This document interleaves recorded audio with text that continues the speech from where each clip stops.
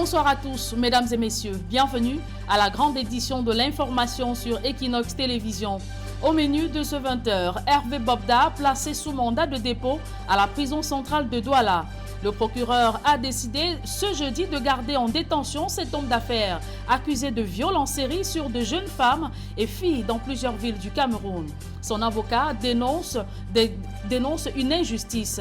D'autres précisions sont à suivre dans ce journal. Quel avenir pour les Lions indomptables de football? Près de 2 ans passés à la tête de la sélection nationale, Rigobert Song-Baranak laisse une équipe à refaire.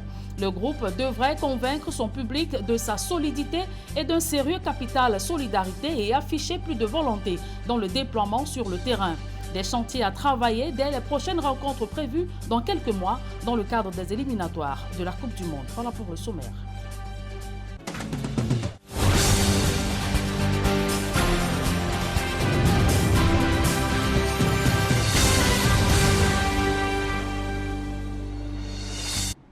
Une fois de plus, bonsoir à tous. Mesdames et messieurs, merci de nous recevoir chez vous. Nous vous le disions en titre, il était détenu à la division régionale de la police judiciaire du littoral depuis la nuit du 30 au 31 janvier dernier. Hervé Bobda passera sa première nuit en prison ce soir. L'homme d'affaires a été inculpé ce jeudi et placé sous mandat de dépôt à la prison centrale de Douala à Newbel. La décision est du juge d'instruction du tribunal de grande instance du Vouri.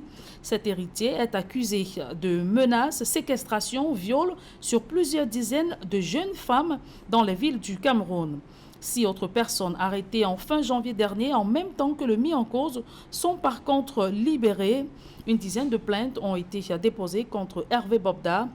Ces avocats qui ont déposé une demande de libération immédiate dénoncent un abus et un déni de justice. Nous y reviendrons dans nos prochaines éditions. Prolifération du grand banditisme dans la ville de Douala. 4 adolescents de 17 ans interpellés par la police pour soupçon de vol dans un domicile privé au lieu dit Entrebille. Ils sont accusés d'avoir dérobé la somme de 2 millions de francs CFA. Ces présumés voleurs ne sont pas à leur premier coup, à en croire les habitants du coin. Innocent Abega et la fleur signée. Ils sont 4. Le plus âgé n'a que 17 ans. Ils auraient dérobé la somme de 2 500 000 francs, ainsi que plusieurs téléphones portables, dans un domicile au quartier Entrebille, bloc 11, dans l'arrondissement de Douala 3e. J'ai demandé où est mon mari la première fois. Je les ai dit qu'il est parti à la mosquée. Ils m'ont dit qu'ils voulaient le tissu. J'ai dit qu'on vend ça à Bameka, pas ici. Ils ont dit ok, ils étaient 2. Ils sont partis.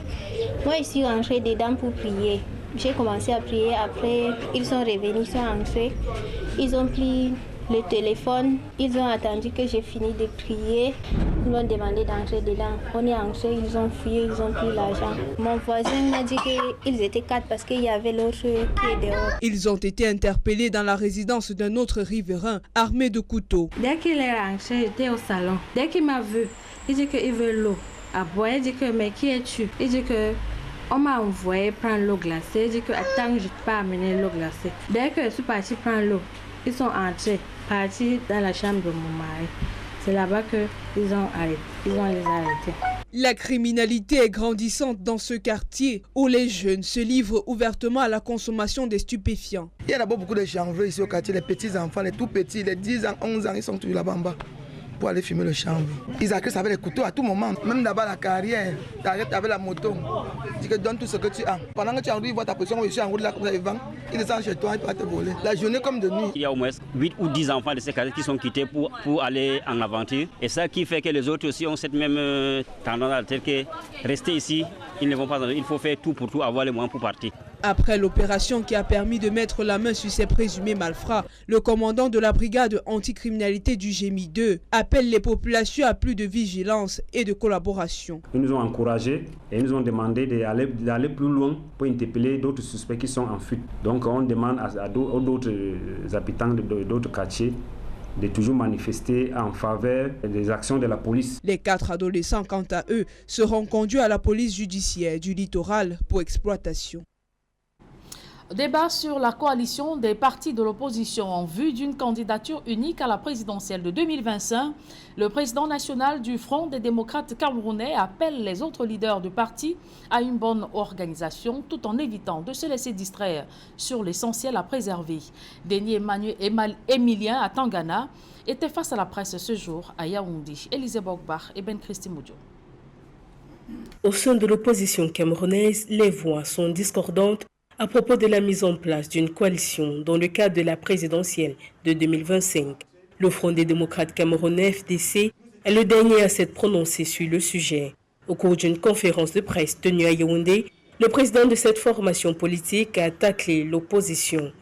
Pourquoi ne pas rendre plus visible, perceptible et cohérent les contours programmatiques et psychosociaux d'un projet de coalition électorale? Pourquoi voulons-nous, au sein de l'opposition, continuer à croire que la politique est un jeu d'enfants gâtés et que l'engagement politique est un engagement opportuniste ou saisonnier? Selon le président du FDC, les partis engagés dans la mise en place d'une coalition devraient prendre en compte de nombreux challenges relatifs notamment à leur déploiement.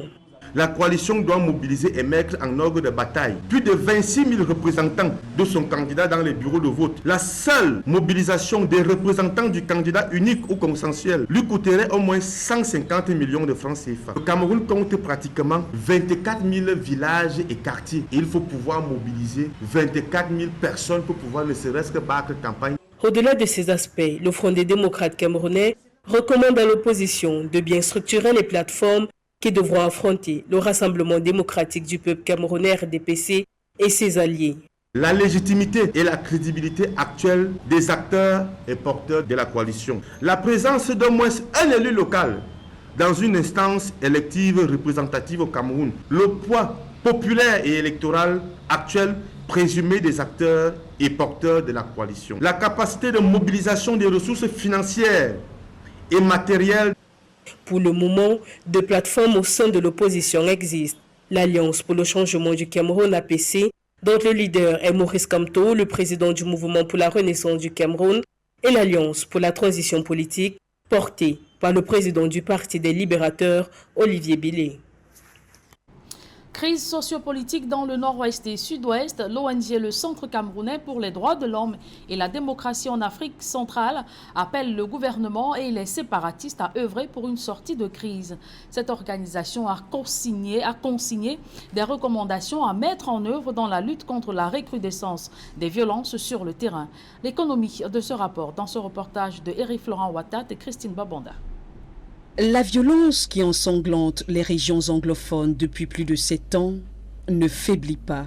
Bombes artisanales, massacres des militaires et des civils, infrastructures incendiées, enlèvements avec demande de rançon rythment le quotidien des habitants de la zone anglophone.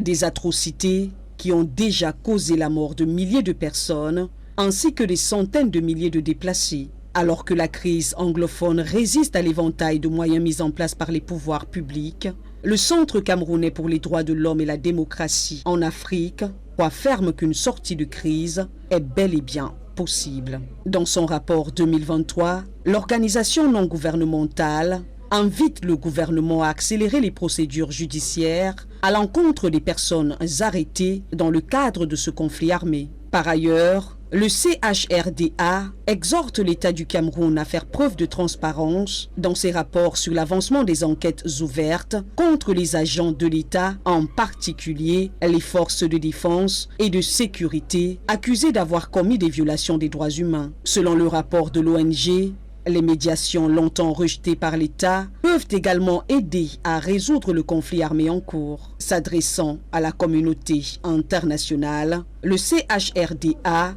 l'appelle à faire pression sur le Cameroun pour qu'il respecte ses obligations en matière de droits de l'homme et de droits humains. Le rapport de l'ONG intervient quelques mois après la tuerie le 11 février de plusieurs élèves en Cambé, dans le sud-ouest, et l'enlèvement du sous-préfet de Bamenda II et plusieurs de ses collaborateurs dans le nord-ouest du pays.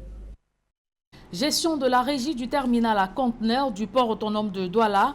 Les indicateurs sont au vert, confirmant la bonne santé des activités sur cette plateforme portuaire, avec plus de 44 milliards de francs CFA investis sur les infrastructures de production. De bons points de la nationalisation d'une entité qui a réussi à doper ses performances mieux que du temps du groupe français Bolloré. Carlos Minoy et Achille Kamga. La nationalisation des entreprises est sans doute un gage de leur compétitivité et de leur réussite sur le plan économique. La régie du terminal à conteneurs du port autonome est un exemple palpable. Les responsables de ces structures font savoir qu'afin de doper les performances du terminal à conteneurs du port de Douala, plus de 44 milliards de francs CFA ont été investis entre 2020 et 2023. On apprend de la RTC que ce volume d'investissement en seulement 4 ans, surclasse les 43,4 milliards de francs CFA investis sur le même terminal en 15 ans par Douala International Terminal, l'ancien concessionnaire.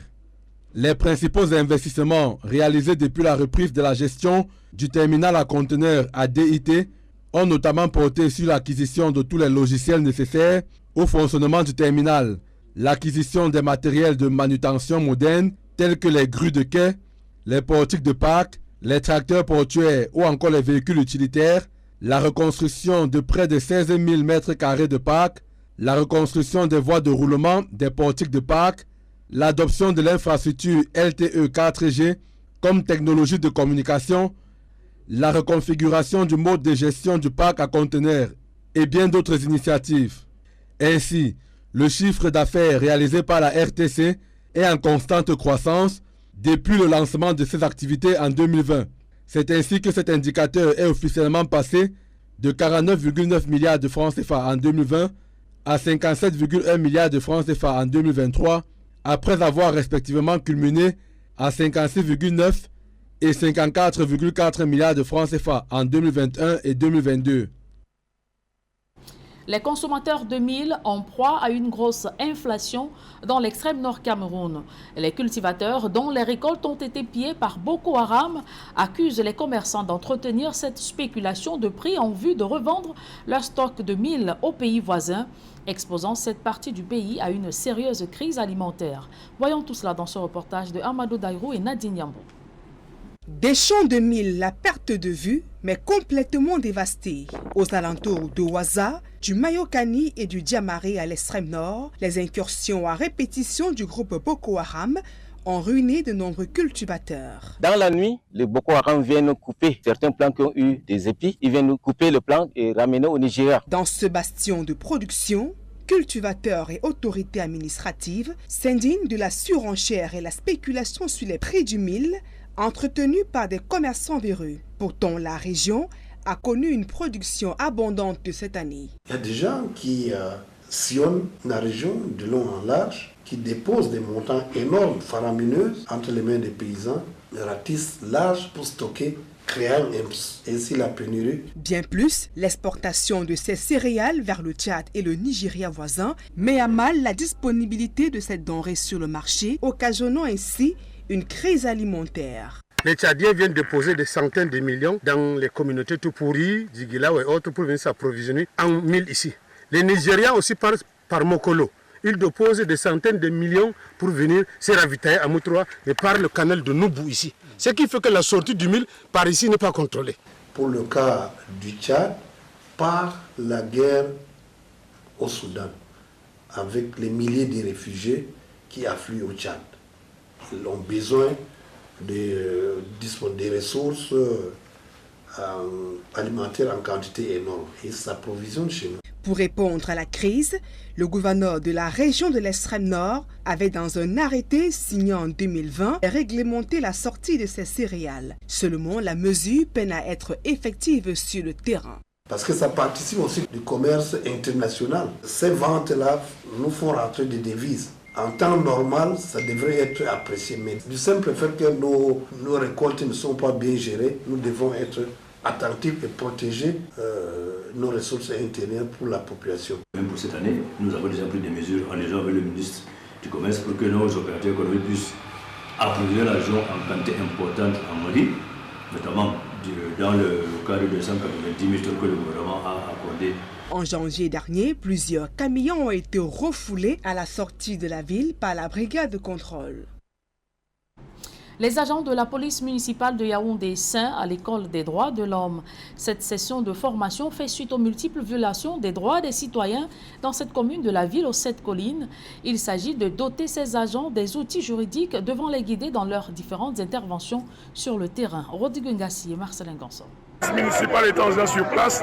Incompréhension, altercation et autres prises de bec, débouchant parfois sur des actes de violence préjudiciables à la paix sociale. Les relations entre les usagers et les agents de la police municipale ne sont malheureusement pas toujours saines, les deux parties s'accusant mutuellement. Suite aux nombreux actes de violence que nous avons observés dans la société, les altercations entre la police municipale et les populations. Aussi, nous avons mené une étude pour observer ce phénomène et le comprendre, ce qui nous a permis, au sortir de l'étude, de dégager qu'il y avait un manque au niveau de la police, un manque de formation en ce qui concerne le respect des droits de l'homme. À la commune de Yaoundé-Saint, l'on a compris qu'une remise en cause permanente permet de se réajuster et de s'améliorer, notamment sur le terrain ô combien délicat du respect des droits humains. Cette formation tombe à point nommé parce qu'on ne peut pas gérer l'ordre public sans avoir des notions des droits de l'homme. Vous savez bien que l'État vient de doter à la police municipale certaines attributions de la police républicaine. Ça veut dire que cette formation va permettre à notre police d'être plus efficace sur le terrain pour un rendement meilleur. Cette formation axée sur la protection des droits humains dans les politiques de sécurité locale vise donc à outiller les agents de la police municipale. À charge pour ces derniers de tirer effectivement avantage des enseignements reçus. Et je pense qu'avec cette formation, les agents de la police municipale Yaoundé 5e, nous allons pouvoir conquérir le cœur de la population. J'ai beaucoup gagné dans cette formation parce que ma manière de travailler, je me suis rendu compte que ce n'était pas vraiment ça. Avec les cours que nous avons reçus, je pense qu'on fera mieux. En tout cas, telle une épée de Damoclès, le bâton du maire ne laissera pas un temps de répit aux agents indélicats qui s'amuseraient à ternir l'image de la police municipale de Yaoundé-Saint. Le football, un instrument politique de distraction des masses publiques au moment où le Cameroun traverse des moments difficiles dont la crise énergétique, l'inflation dans les marchés, la hausse du prix du carburant et toutes ses conséquences.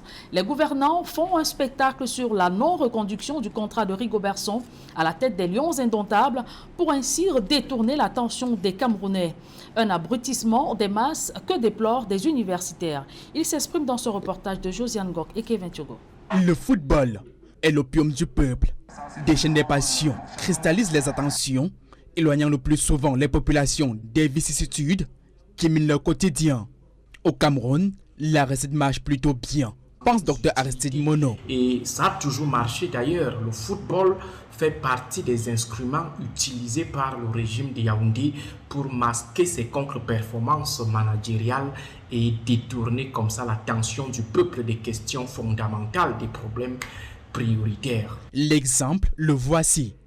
Au lendemain de la hausse des prix des carburants à la pompe, suivi de la hausse des tarifs de transport, doublé à l'envol des coûts des denrées de grande consommation sur le marché, c'est plutôt la non-reconduction des membres du staff technique des Lions indomptables qui préoccupe le mieux les compatriotes jusqu'au plus haut sommet de l'État. L'ogre dominant dans l'incapacité de produire des résultats pour la survie des Camerounais a décidé de mettre en avant le football afin de détourner l'attention du peuple et le malmener dans des passions, des fanatismes sans utilité. Est tout aussi impressionnante, selon l'universitaire, la célérité avec laquelle les pouvoirs publics prennent à bras le corps, et ce depuis des décennies, les crises liées au football. Comparé aux autres problèmes économiques et sociaux qui paralysent la quiétude et le bien-être des populations, à l'instar de la corruption, la pénurie d'eau potable, le retard dans l'exécution des chantiers routiers, pour ne citer que ces quelques exemples. C'est même un non-problème parce que sur l'échelle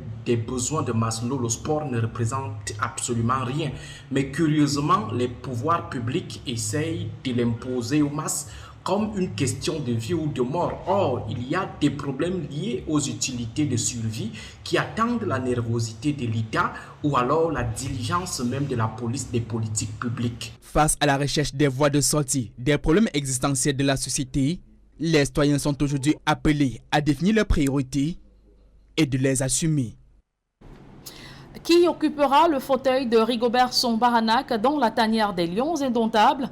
Depuis la notification de sa non-reconduction à la tête de l'équipe nationale Fagnon, les dirigeants de la FECAFOOT sont à la recherche d'un successeur à l'ex-capitaine emblématique des Lions.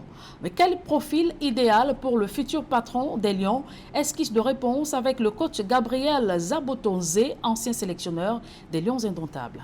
Ce nouvel entraîneur doit avoir de la compétence. Il doit s'entourer, n'est-ce pas, des adjoints qui doivent être à leur tour compétents, mais qui doivent lui être fidèles. Fidèles, n'est-ce pas, dans le travail, et fidèles même en dehors du travail. Ils doivent vivre l'équipe, aimer cette équipe-là d'abord, aimer l'équipe du Cameroun en venant. Bon, maintenant, connaissant le contexte camerounais, c'est un entraîneur qui doit être têtu. Têtu, pas, n'est-ce pas, faire qu'à sa tête, mais têtu parce qu'il doit faire selon ses convictions. Parce qu'il y a 30 millions de Camerounais qui seront sélectionnés. Et maintenant, il faudrait qu'il évite les réseaux sociaux. Il faudrait qu'il soit combatif. Il faudrait qu'il soit agressif. Et, n'est-ce pas, je pense que s'il réunit toutes les qualités que je demande, à mon avis, je crois qu'il sera, n'est-ce pas, le bon entraîneur pour le Cameroun. Et quels sont les défis ou challenges qui attendent le nouveau coach des Lions indomptables? Une fois nommé, il aura pour mission de redorer le blason des Lions indomptables, de réconcilier la sélection nationale Fagnon et ses supporters, qualifier le Cameroun pour les phases finales de la CAN Maroc 2025.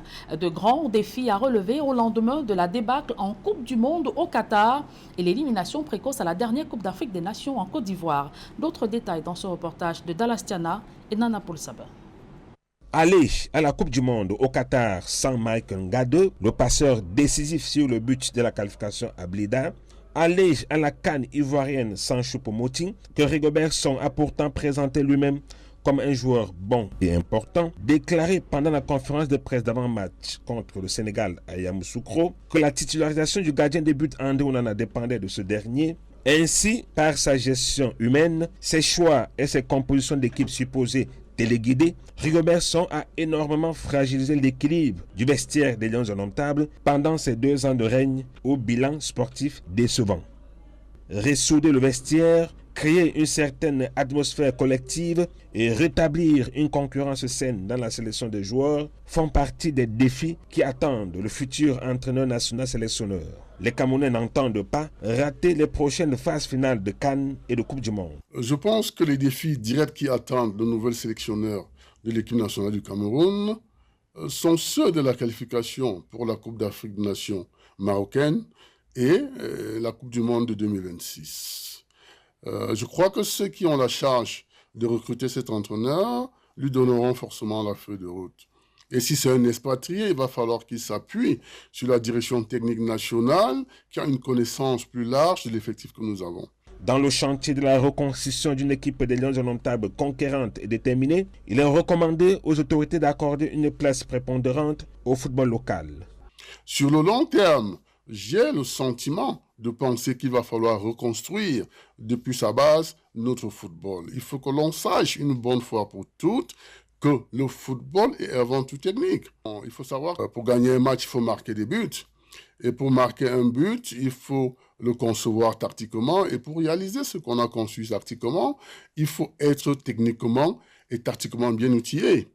Après leur CAN au bilan médiocre en Côte d'Ivoire, les Lions indomptables reprennent du service dans 4 mois. Ils joueront respectivement contre le Cap-Vert et l'Angola, la suite des qualifications pour la Coupe du Monde 2026.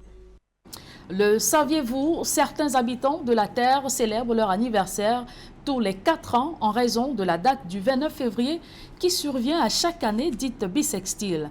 Ce jour-là a pour but d'équilibrer le temps que la Terre met pour tourner autour du Soleil.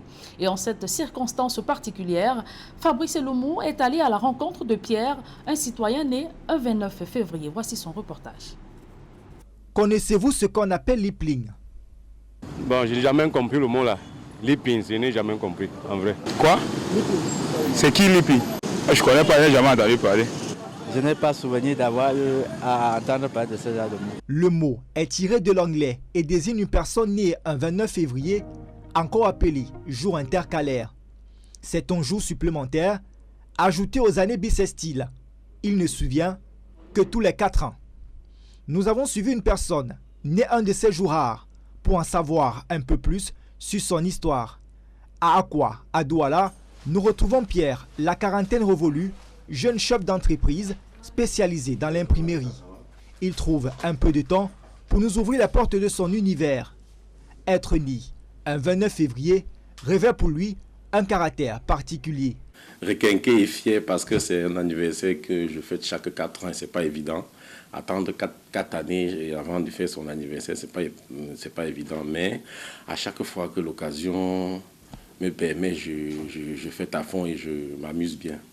Pierre raconte les réactions surprenantes de ses proches lors des années non bissextiles. Il y a des années où c'est le 28 où on dit Pierre, tu n'es pas né, tu n'as pas droit à l'anniversaire. Cette fois-ci, les 3 ans dont le 29 février n'apparaît pas, je suis toujours un peu obligé de ne rien dire parce que les amis vont un peu me taquiner que cette année on ne te connaît pas, tu n'es pas né, tu n'as pas 1 an de plus. Pour pallier à ce décalage du calendrier, certaines personnes nées un 29 février préfèrent célébrer leur anniversaire le 28 février ou alors le 1er mars lorsque l'année est non bissextile. Aujourd'hui, j'attends aussi la surprise. Je sais qu'il y aura quelque chose. J'attends la surprise. On verra ce que ça pourra nous donner ce soir. Donnant rendez-vous dans 4 ans en 2028, Pierre aura alors 44 ans et s'attendra à d'autres surprises. Et la rédaction centrale d'Equinox Télévision souhaite un joyeux anniversaire à toutes les personnes nées un 29 février. Hors de nos frontières, répression au Tchad, l'opposant Yaya Dillo tué dans un assaut contre le siège de son parti à N'Djamena. En Guinée-Conakry, les syndicats suspendent le mot d'ordre de grève générale. Cette décision fait suite à la remise en liberté de Sékou Djamal Pendessa qui était incarcéré depuis 1 mois. La mouture internationale porte la signature de Claudia Issa et Innocent Abiga. L'opposant Yaya Dillo est décédé. Le chef de file du Parti socialiste sans frontières a succombé le 28 février après avoir été blessé lors des affrontements avec les forces de défense et de sécurité en N'Djamena.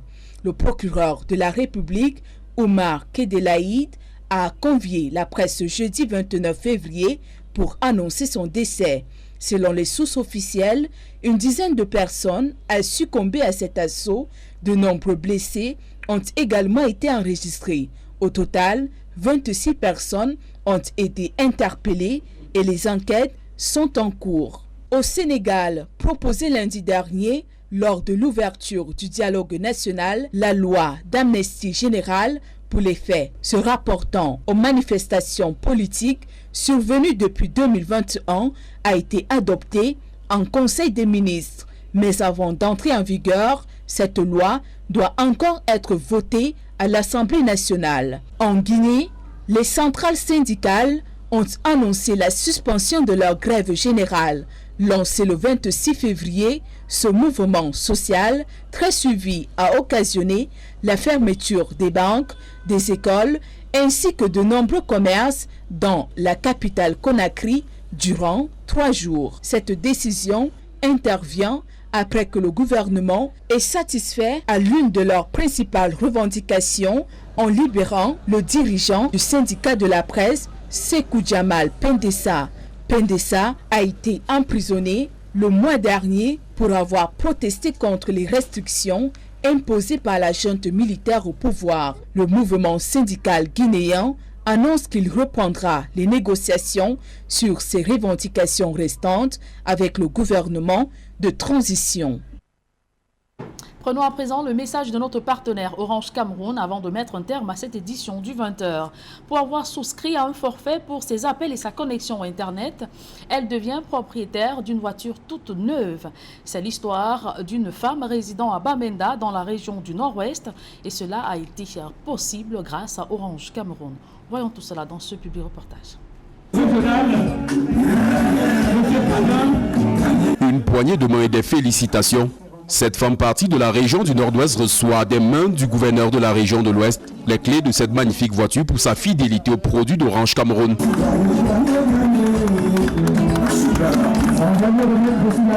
I use Orange a lot. So with time I switch between Ash 150 Ash to have my bonus or for data or calls. And at times I use #111# for bonus and data. En plus de bénéficier des nombreux avantages que confère la souscription à ces forfaits, elle a remporté cette magnifique voiture qui, pour elle, relève encore d'un véritable miracle. I'm extremely happy. What cannot express what I'm feeling right away. Extremely happy and satisfied with Orange Cameroon. And I will still take this opportunity to thank Orange Cameroon, the general manager of Orange Cameroon, all the directors, Northwest, West, all the directors, all the management, even the regional director that brought me from Bamenda, thank you. The one I met in Bafoussam here, thank you.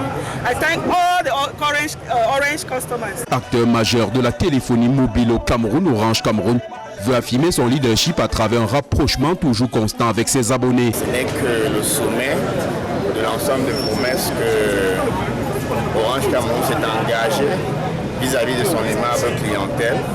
Nous avons passé des très belles fêtes de fin d'année. Il fallait bien entrer dans la nouvelle année avec un double rapprochement de notre aimable clientèle. Outre la voiture, une cinquantaine de lots de diverses natures, dont des téléviseurs, ont été remis aux clients d'Orange Cameroun des régions de l'Ouest et du Nord-Ouest. Nous avons également eu des gagnants tous les 10 minutes, c'est pas tous les 10 minutes, simplement en souscrivant à nos autres phares, Orange Bonus sur le Jazz 111, étoile 1 Jazz, ou encore en faisant une transaction Orange Money de minimum 2000 francs. Au Jazz 150 Jazz ou encore sur notre super application. La joie m'emporte, vous voyez, l'émotion. C'est la première, je ne m'attendais pas à cela. Vu même la distance, quand j'avais eu un coup d'appel, je croyais que c'était de fake news.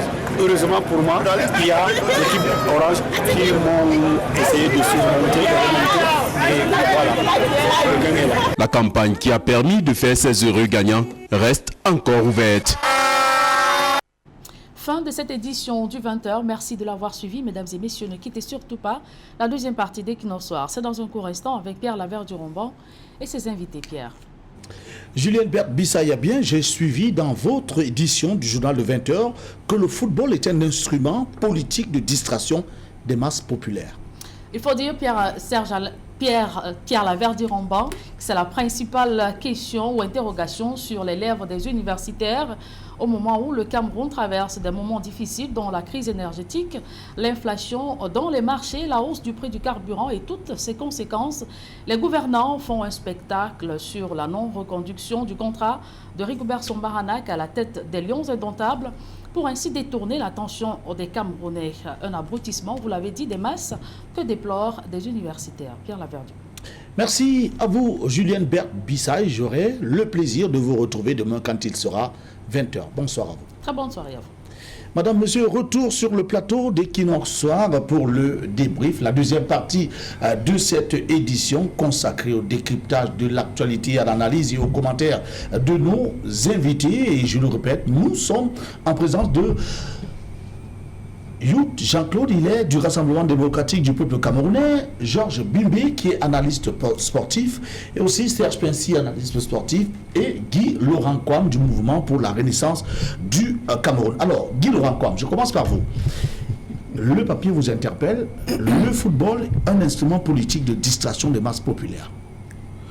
Je vais dire merci à Julienne Berthe Bissaï pour cet élément qui est passé au journal, parce que je vous l'ai dit quand vous m'aviez invité à cette émission, mais qu'est-ce que je viens faire sur le plateau où on parle de l'Afrique à foot, du coach, etc.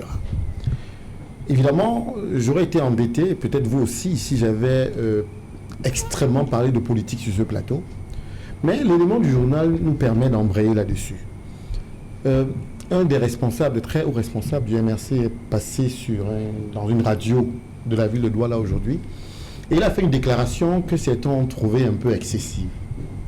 Il a dit merci à Samuel Eto'o-Fils, merci à Rigobert Song d'avoir fait une mauvaise prestation en Côte d'Ivoire.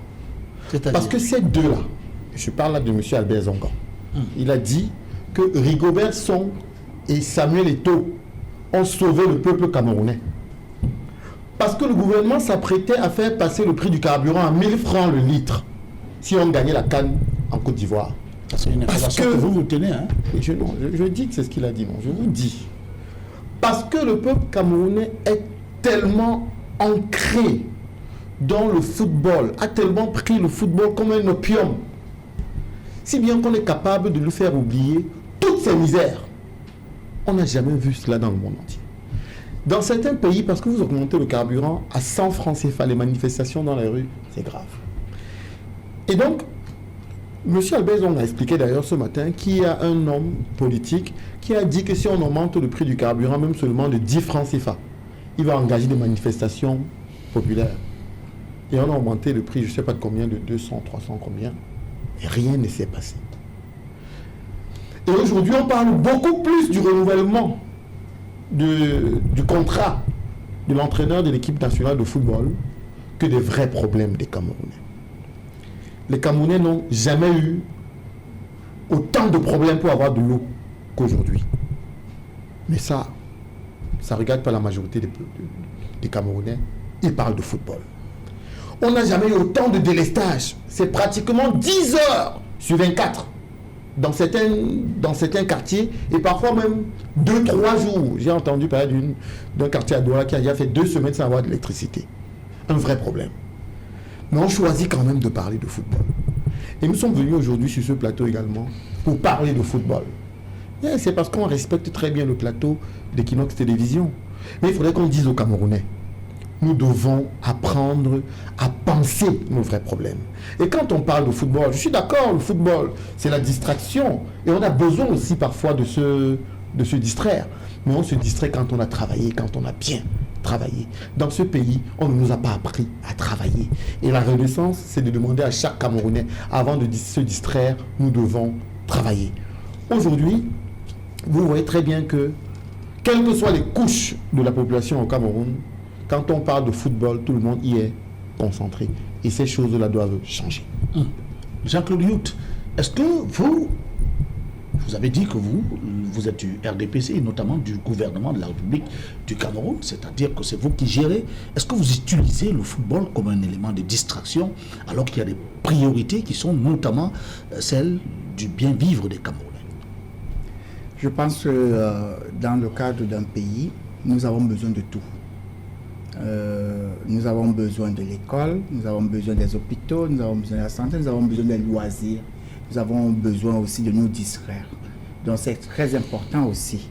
Et le gouvernement n'occulte aucun point dans le cadre de sa gouvernance.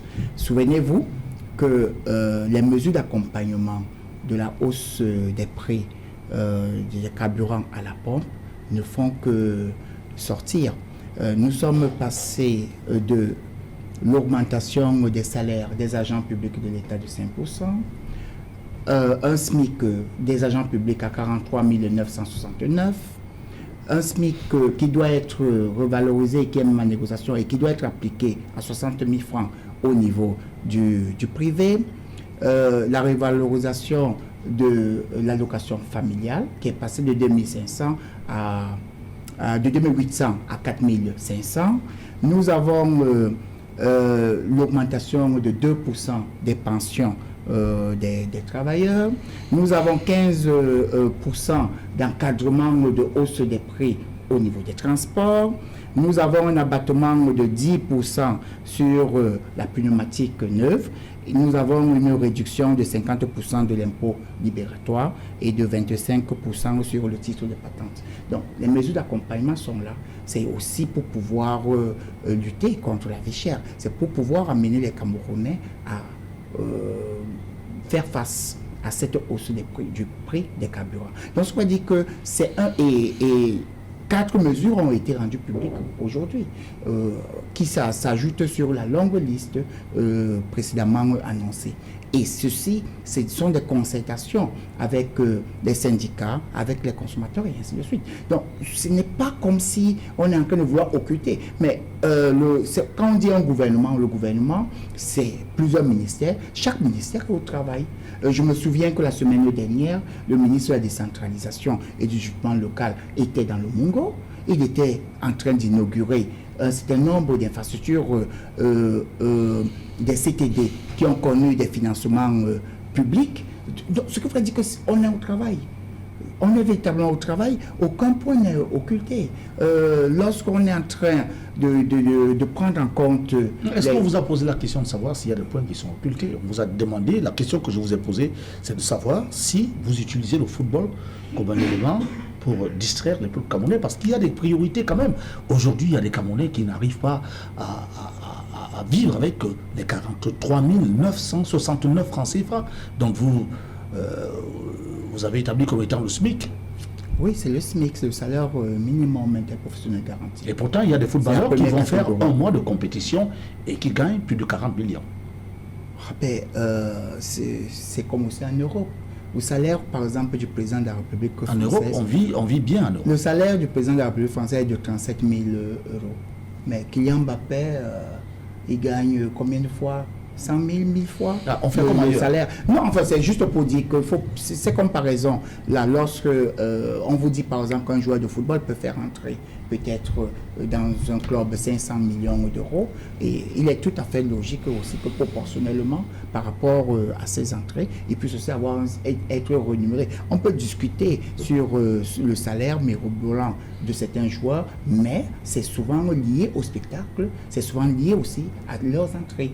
Mais maintenant, est-ce qu'on a eu besoin d'utiliser le sport? C'est même d'abord le peuple camerounais qui s'intéresse d'abord au sport. Et je vous rappelle que nous avons plusieurs sports qui sont pratiqués. Nous avons plusieurs fédérations. Non, c'est juste pour vous dire aussi que nous avons des sports qui intéressent suffisamment et dont nous avons un ancrage dans ce domaine. Le Cameroun est cité aussi un exemple dans le cadre du volleyball. Vous oubliez. Le Cameroun est cité aussi un exemple dans le cadre du handball. Le Cameroun est cité un exemple dans le cadre du basketball également. Mais est-ce que ces sports sont aussi beaucoup plus populaires et tout? Donc lorsque les mesures sont prises dans le cadre de ces différents domaines sportifs, personne ne crie au fait qu'on est en train de vouloir distraire les Camerounais. Donc je pense qu'à chaque besoin, à chaque problème, des solutions. Et tout simplement, on n'a pas des solutions à tous les niveaux et à toutes les échelles dans le cadre de la gouvernance. Alors, Elvis Bimbe, est-ce que, Georges Bimbe, autant pour moi, est-ce que vous avez comme l'impression qu'avec tout ce qui se passe autour des Lions indomptables de la Fédération camerounaise de football, il n'y a que le gouvernement de la République du Cameroun utilise cela pour distraire les Camerounais de ce qui est prioritaire, notamment, il y a des questions qui sont liées à la vie chère quand même. Non, cette vision des choses, je préfère laisser ça aux politiques, tout en rappelant quand même que, parce qu'il a dit tout à l'heure que le football est un loisir, non. Le football a plusieurs dimensions. Il y a la dimension politique que vous avez évoquée, il y a l'économie, il y a une économie du football. Il y a le caractère social dans un pays où les gens n'arrivent pas à trouver du travail. Tous ces jeunes qui sont dans des clubs, s'ils étaient mieux payés, auraient un travail et pourraient justement d'ailleurs mieux s'occuper de leur famille. Donc c'est pas que de la distraction, il y a toute une dimension. Si je suis journaliste sportif aujourd'hui, c'est parce que j'ai tiré des revenus évidemment de la collecte du traitement de l'information, mais en matière de sport. Donc c'est pas une distraction. Et puis tout à l'heure, j'ai suivi quelque chose qui m'a un peu fait tiquer. On m'a dit tout va bien dans le volleyball, tout va bien dans les autres disciplines, donc comme pour nous dire que c'est pour ça qu'il faudra aussi voir si tout va bien dans le football. Je rappelle qu'au moment où on se parle, au volleyball, il y a 2 personnes jusqu'à présent qui se réclament la paternité d'une fédération. Il y a Esther Chabot qui fait dire qu'il a été reconduit au président de la fédération de volleyball. Là où j'aurais davantage entendu notre ministère de l'Esprit et de l'Éducation physique, j'ai moins vu le ministère de l'Esprit et de l'Éducation physique dans ce domaine. Je rappelle que dans ce pays, la plupart des disciplines sportives, on a lancé le processus électoral. Jusqu'à aujourd'hui, dans une fédération comme la Fédération camerounaise de boxe, on n'a jamais eu de président, au moment où on se parle. Mais je n'entends rien du ministère de l'Esprit et de l'Éducation physique. Comme par hasard, alors ce matin, je me demandais s'il fallait peut-être pas revoir. Est-ce que c'est pas ministre du football à la place du ministre des Sports qu'on aurait dû avoir? Parce que curieusement, quand même, je me pose des questions. Et ça me permet de rebondir sur ce qu'on disait tout à l'heure avant la pause du journal. D'où est parti notre problème? Parce que quelque part, si vous nous avez fait venir ici, c'est aussi pour qu'on dise des choses au Cameroun sur ce qui s'est passé. D'où est parti le problème de l'équipe nationale du Cameroun en Côte d'Ivoire? J'ai l'impression qu'on a oublié un certain nombre d'éléments. Parce que c'est facile chez nous de dire « Ah ok, non, dès qu'il va parler de Serge Pensy, c'est parce qu'il n'aime pas Serge Pensy, ou alors il veut jeter Serge Pensy en pâture. » Quand on allait à la compétition, on avait l'un de nos meilleurs joueurs quand on allait se préparer pour aller à la guerre. Vous allez vous préparer pour aller à la guerre, vous avez l'un de vos meilleurs éléments qui n'est pas là. Pourquoi? Parce qu'il est en club. Au moment où, dans le même championnat où il joue, la plupart des meilleurs atouts des équipes africaines étaient déjà allés se préparer. Mohamed Salah, meilleur joueur de Liverpool, il était éligible. Je ne citerai pas les autres. Mais nous, on avait nos meilleurs joueurs qui n'étaient pas là. Pourquoi? Pour quelle raison? Et avant d'y revenir, comment ce joueur, parce que c'est peut-être l'une des choses qu'on oublie aujourd'hui, comment ce joueur, vous avez dit tout à l'heure, c'est l'un des meilleurs joueurs, meilleurs gardiens du monde actuellement. Personne ne peut reprocher cela. C'est une fierté d'ailleurs en tant que Camerounais d'avoir un Camerounais qui joue au plus haut niveau. Mais le problème, c'est que quand vous arrivez dans une équipe, vous avez beau être le meilleur joueur du monde, vous n'êtes pas le coach. Vous ne restez que joueur.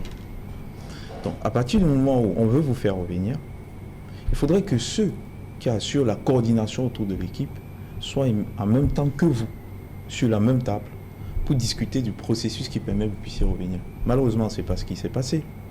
La preuve, quand il décide de sortir de sa retraite internationale, il remercie le gouvernement.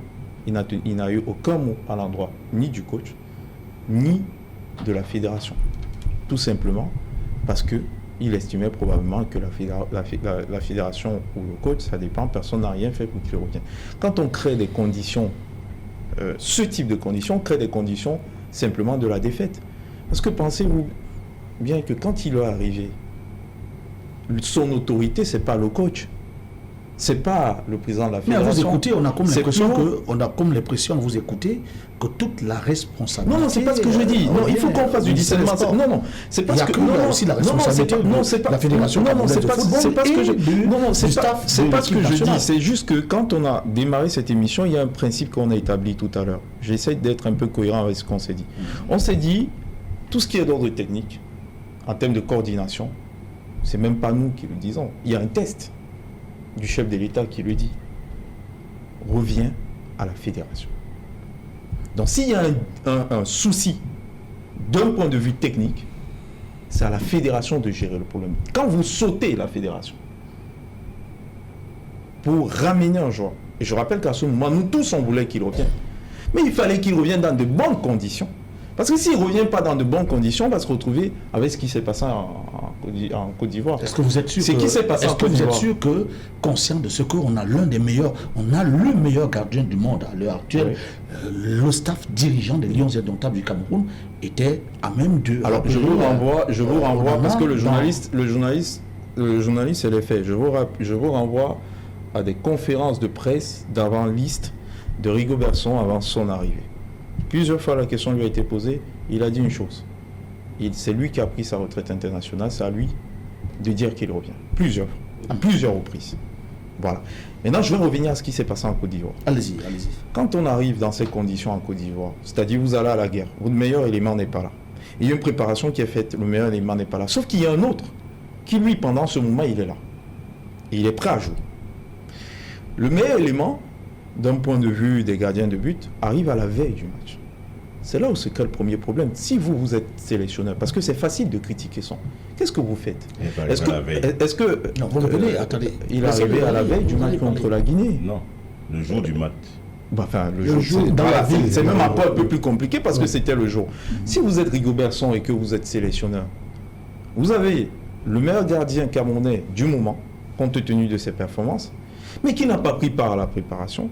C'est-à-dire, ce n'est pas seulement ce qui se passe sur le terrain. La préparation, c'est également les liens de groupe, la solidarité, les automatismes qui se créent. Il n'est pas là à ce moment. Mais vous en avez un autre qui est là. J'ai entendu les gens dire « Ah oui, mais il jouait dans quel club ?» Je rappelle que quand il a gagné la Coupe d'Afrique des Nations en 2017, il jouait pour Real de Madrid, soit dit en passant. Barcelone. Voilà. Il jouait à Barcelone, il n'était pas titulaire, il était à Barcelone. Il ne jouait pas. Quand vous vous retrouvez, vous êtes un sélectionneur à quelques minutes d'un match crucial, premier match, vous avez une décision comme ça, pareille à prendre. Pensez vraiment que c'est des conditions idoines pour préparer un match? Pourquoi on vous met dans ce type de situation? Ça, c'est la première chose. Qui est responsable de ça? Je vous ai dit tout à l'heure, J'ai l'impression qu'on ne s'attend pas. Qui est responsable? Quand il fallait qu'il revienne, quand il fallait... Je peux répondre? Georges, c'est une question fermée. On se comprend entre journalistes. On se comprend entre journalistes. Bien sûr. C'est une question fermée, c'est pas une question ouverte. Bien sûr. Qui est responsable? Je vais reprendre. Si la fédération... Non. C'est pas une question ouverte. Non, je réponds. Je vais rapidement. J'y vais rapidement. On va pas prendre du temps. J'y vais rapidement. Si M. André Onana, quand il signe sa lettre de retour, ne remercie ni la fédération, ni le coach, ben il vous dit qu'il est responsable de son retour. Et dans quelles conditions il revient. Parce qu'à partir de ce moment, ce n'est plus le coach qui est son responsable. La preuve, c'est que quand il vient, il se pose un problème dont on n'aurait pas eu besoin. C'est qu'il faut que quelqu'un joue le même soir. Vous avez un qui a fait une préparation avec le groupe. Vous en avez un autre qui est le meilleur gardien du monde, mais qui est arrivé le même jour et qui, c'est un élément qu'on ne peut pas ignorer. C'est le groupe. Est-ce que le groupe accepte cette situation? Ça, c'est une question qu'un Camerounais ne s'est posée. Est-ce que le groupe accepte qu'il n'ait pas pu prendre part à la... c'est dommage, malheureusement, je ne peux pas aller à... J'ai beaucoup patienté, j'aurais souhaité, parce que ces choses-là, ce sont des choses qu'on ne dit pas ailleurs. Et si vous nous avez fait venir, c'est parce que... je vous ai demandé qui est responsable. Mais j'ai répondu, depuis j'ai répondu. On n'a plus une heure, j'essaie d'aller très vite. J'essaie d'aller très vite, parce que ce sont des choses qu'on ne dit pas ailleurs. Alors, ce que j'essaie de dire, c'est qu'à partir de ce moment, dans ce contexte-là, on a créé quelque part les conditions de l'échec. Pourquoi? Parce que ça ne s'arrête pas là. Rigobertson prend sur lui de faire un choix. Parce qu'il fallait bien faire un choix. Il a fait le choix du gardien que nous tous on connaît, qui a démarré la compétition.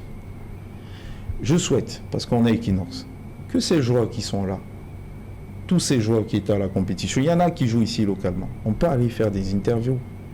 Ils sont tous témoins de ce qui s'est passé dans le groupe au moment de disputer le match contre le Sénégal.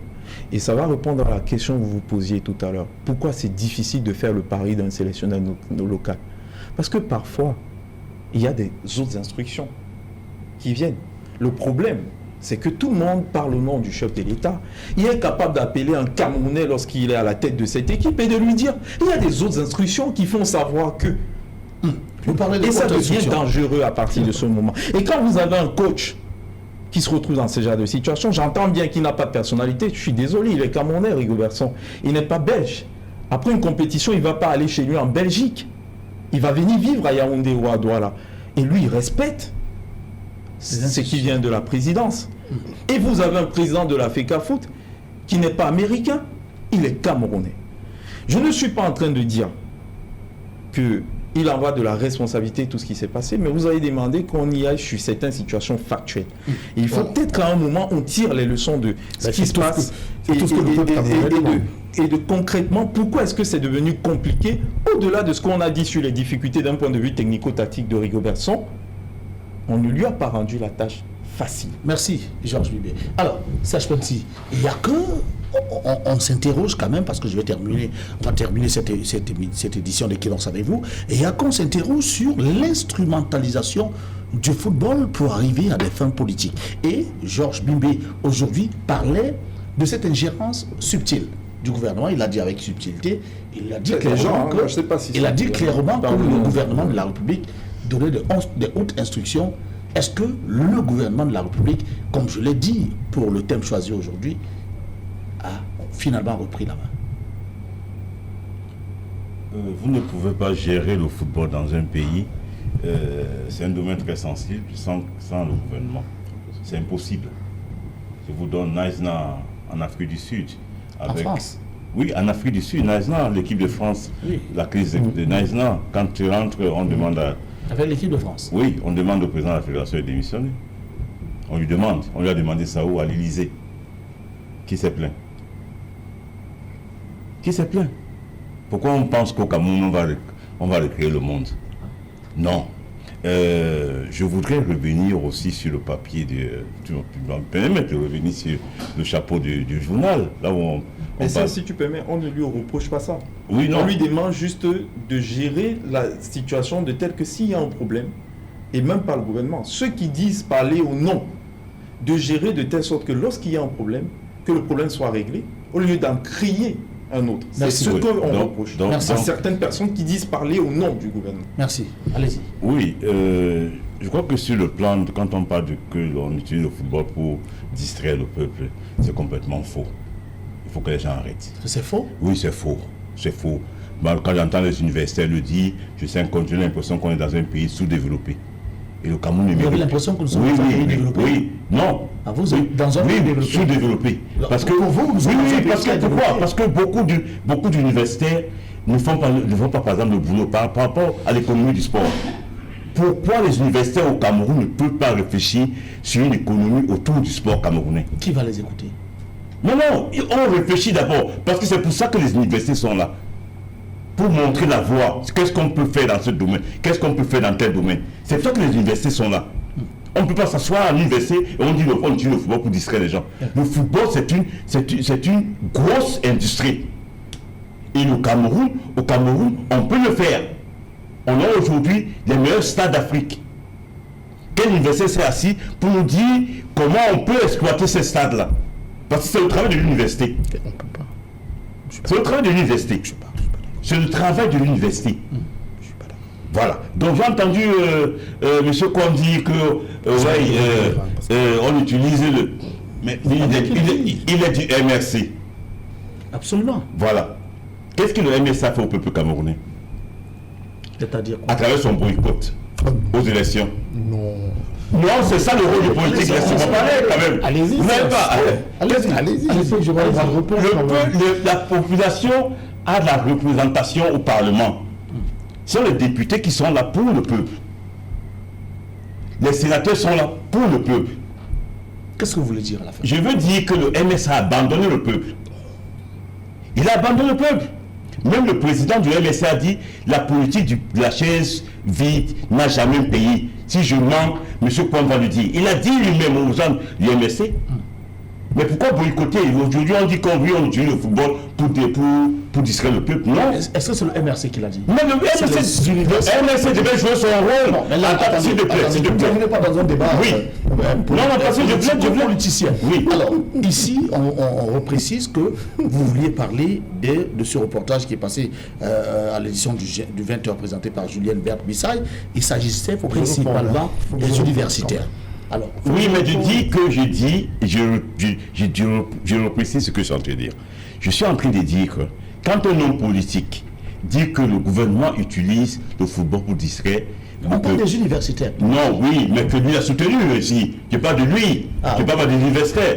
Il a soutenu ça. Je suis pas encore le voilà, donc quand il le soutient et que lui fait partie d'un parti politique qui a abandonné le peuple à travers son boycott, il a refusé de revendiquer ce que le peuple veut avoir. Parce que si on avait par exemple un groupe parlementaire, s'il vous plaît, un groupe parlementaire du MRC à l'Assemblée, on aurait par exemple des gens qui peuvent parler pour le peuple, pour ce peuple-là. Non, je ne fais pas preuve d'ignorance. Non, arrêtez.